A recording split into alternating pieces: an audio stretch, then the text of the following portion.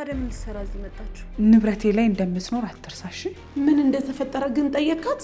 ልጅ ወልዳለች እንዴ? ምን ፈልገሽ ነው? በመጀመሪያ ጸዳል እባላለሁ። እኔማ መብቴን እየጠየቅኩ ነው። እውነት ከሆነ በህግ ትጠይቂዋለሽ እንጂ በየቀኑ ሰው ቤት ገብተሽ ጸባት ፈጥሪም። ከኔ ጋርም እኮ ወረቀት አለው። ማቴዎስ ሞቷል እንዴ? ሰላምን ለማስጠበቅ ነው ወይስ እውነትን ለመሸፈን? የሆነ ወንዝ ድልድይ ያገኘውኝና ገፍትሬ ጣልኩት። ይቺ ልጅ ዛሬ ከዚህ ቤት መውጣት አለባት። ባንተ ጥፋት ነው እናቴ እንደዚህ ሆነችው። አደጋ ብቻ አይደለም እስር ቤት ልገቢ ስትይም እንዴት እንዳዳነሽ በደንብ አውቃለሁ። ቆይ ይሄን ሚስጥር ማን ነው ላንቺ የነገረሽ? ወይኔ ልሳ ለማንም መጫወቻ አልሆን።